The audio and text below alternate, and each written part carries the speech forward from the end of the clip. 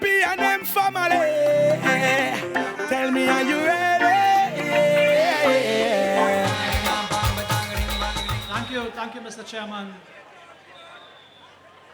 Political leader of the People's National Movement, Dr. Keith Rowley, other distinguished members of the party's leadership, candidates for the respective constituency for the September 7th general elections, PNM supporters gathered in your numbers here tonight, supporters of the other party who are looking on, who might be here in the crowd, supporters of the KNC, Kamla National Congress,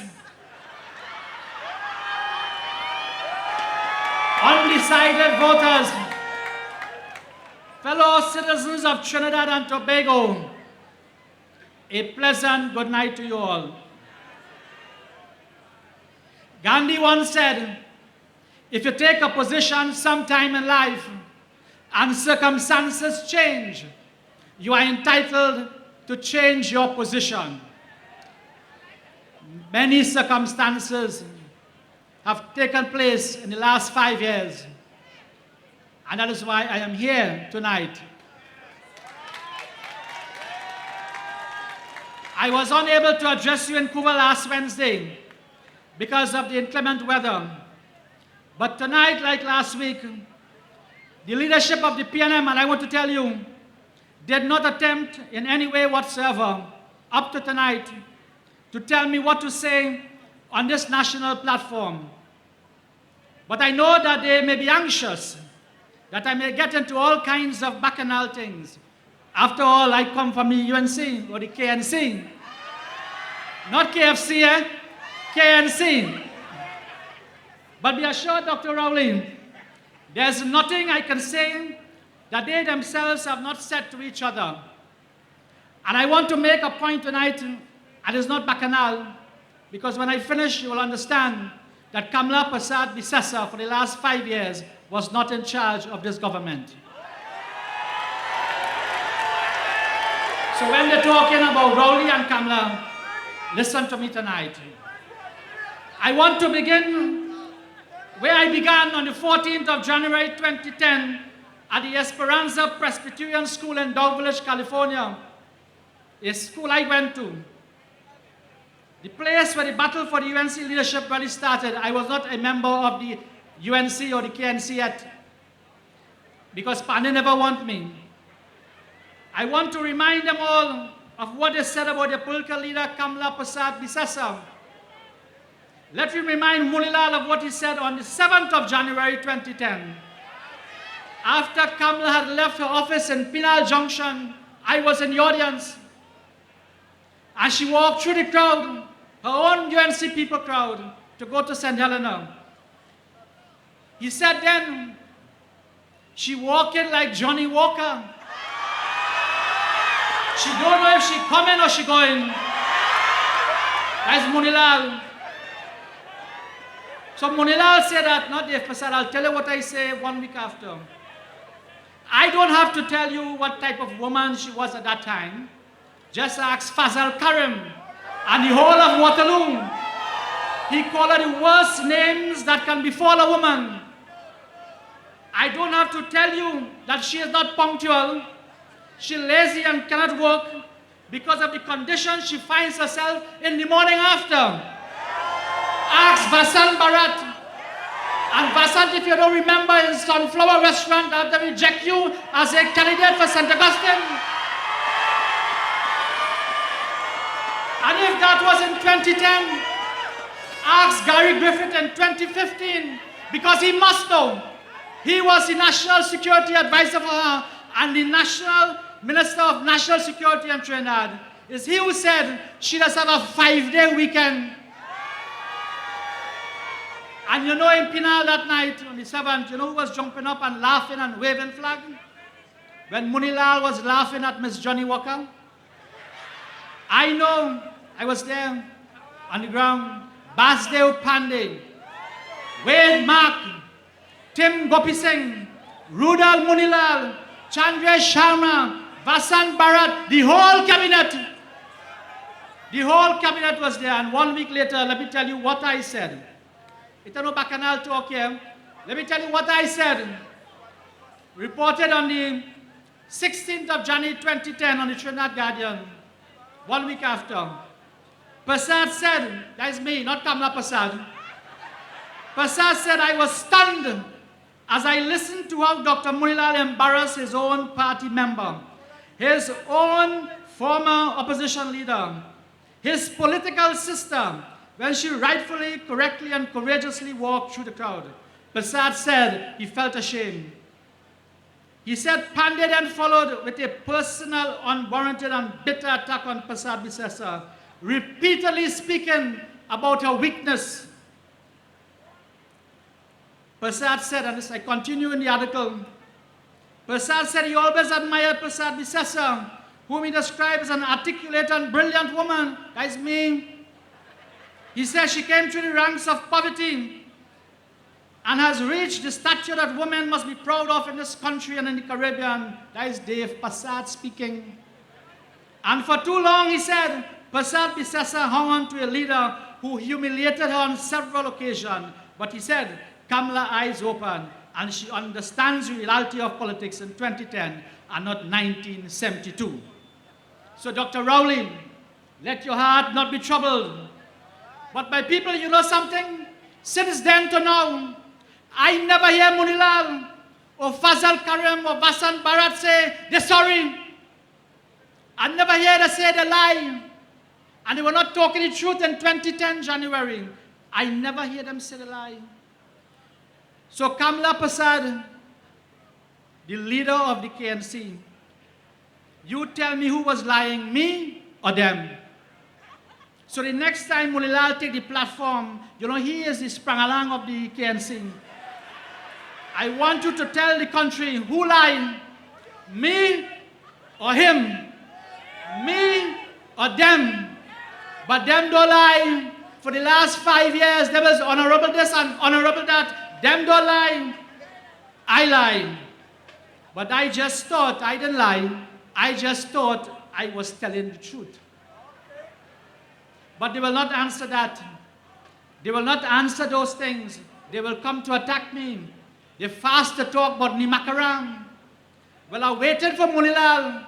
I waited for Kamla Prasad Bisesa to tell me, because I stand on a PNM platform here tonight, I is a Nimakaram. I waited for her. I waited for Munilal. I waited for Kunilal. Munilal, same thing. Kunilal, yeah, Jack said that. I forget that. I waited for Rambachan. The man who said he's the biggest performer, Kamla said he's Mr. Performer. I'm not seeing him on the platform at all. Come, Rambachan, come with it. I want to hear you. So tonight, my people, my brothers and sisters, I see all my people from California here, the Shipleys, all of them. Manfoot, you here? Manfoot? I come to talk about the issues of corruption, gross lack of good governance, nepotism, incompetence in public office, disrespect and contempt for our people, 5 years of political fraud perpetrated upon the decent and innocent people of Trinidad and Tobago. I come to talk about what I call the UNC Manifesto myth. I want to take the 72 pages of that 2010 manifesto and expose the lie that they implemented 95% of their promises. You must ask them, I don't have the time today, constitutional reform, local government, foreign policy, but they implement plenty infrastructure because that have contracts. It have kickback. It have no kickback in foreign policy. Even that have kickback for them. They're buying things all in Miami at all kind of prices. I want to tell you about shocking stories as chairman of the Kuva Tabaki Talpara Regional Corporation that you will never believe. And not only me, the 11 People's Partnership mayors and chairman that went through the last term. But I cannot talk about all those things tonight. Time will not permit me. I could talk about the government corruption from tonight until the midnight of the 6th, and I will not be finished. If I have to go into all the details of this corrupt government to prove they're corrupt, I will be insulting your intelligence tonight. Let's not waste time on the obvious. Just ask every contractor, big, small, medium, Ask any ordinary man on the street. Dr. Rowley and the PM didn't have to do no poll. Ask every ordinary man, every teacher, every businessman, every taxi driver, and anybody.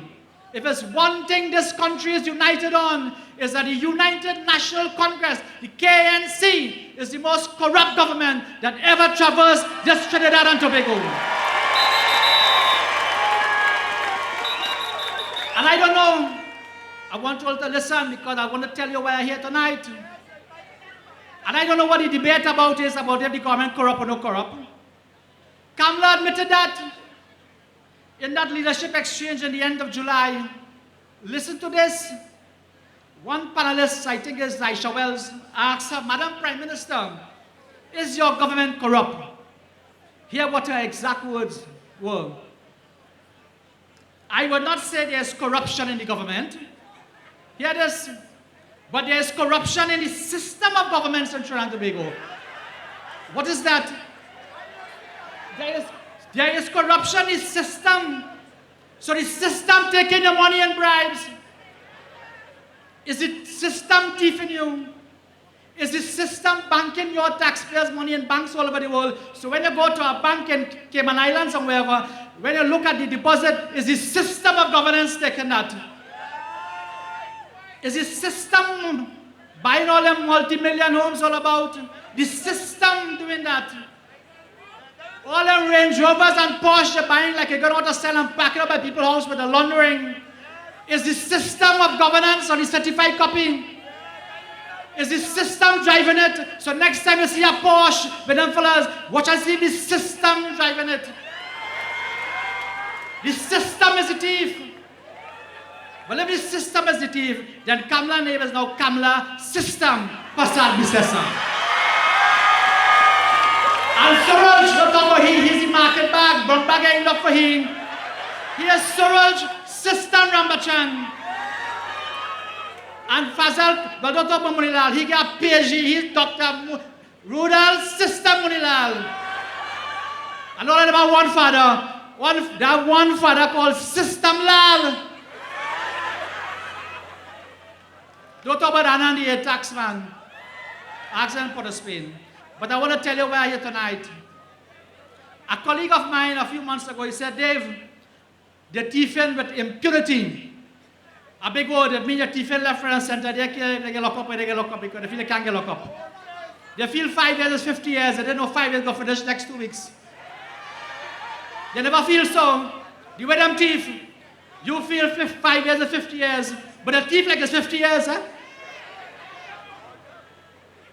And the man tell me, I tell you this is why I come. Listen to this conversation I and this gentleman have. And he is the chairman of the biggest, one of the biggest corporations in this country.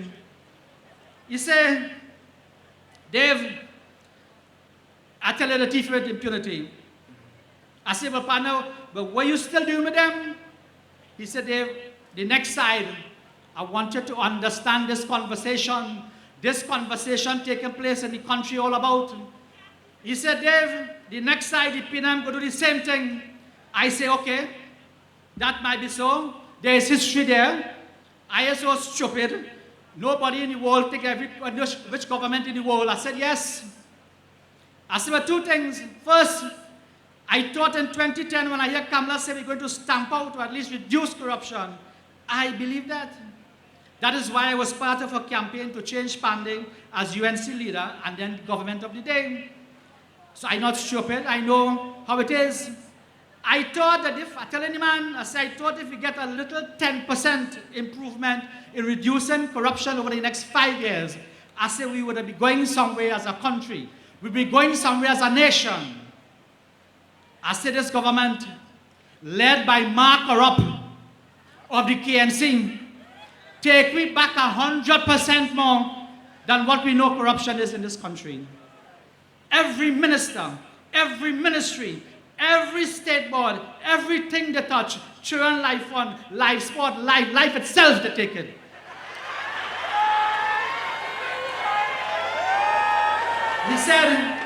He said, almost shame. He said, yes, Dave, it's true. I said, what you doing about that? You are rich man, you have money, you have everything, protect your integrity, protect your dignity, you have children, save your country. He said, boy, what I will do? I said, well, I don't know what you will do, but let me tell you what I will do. I say, you see them 25, 30 ministers she fired? That Kamala fire or removed? Not one of them stand up against corruption. Not one. Don't worry about Jack. He tell about after he don't get fired. Don't worry about him. He's a different case myself. And the present 30 who here now, those who are frolicking and relishing in the corruption, from Winston Dukaran, the new politics man, to Ashwa Jack, well, Tobago done sort he out. To Kamala, all of them have stood united in corruption, greed, and the supreme quest for political power. I say, but you see, and I want you to understand what I'm going to say. I say, but you see there a man called Keith Rowling? I telling him that. I say, you know something about that man? I want you to understand Trinidad and Tobago, Cuba, why you're here. I say, he stood up against his own leader. He stood up against his own leader on the issues of corruption, waste, mismanagement, and arrogance. And he was in government. He was a minister. He lost that portfolio. He lost that power. He nearly lost his seat in Diego Martin unless the Diego Martin people didn't stand up for it. He lost that too. He was sidelined by his leader. He was vilified by his own leader. He was a raging bull. He was a Rottweiler. He was all kind of thing. Because of that courageous and noble stand, this very government is in power because of that.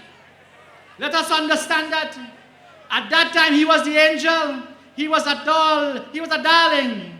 He was the best thing. He wasn't no Rowley. He was yes Rowley. And that is the evidence you have here about Dr. Rowley standing up against that. And that is the hard evidence. And for that, and that alone, I voted for PNM and Dr. Keith Rowley.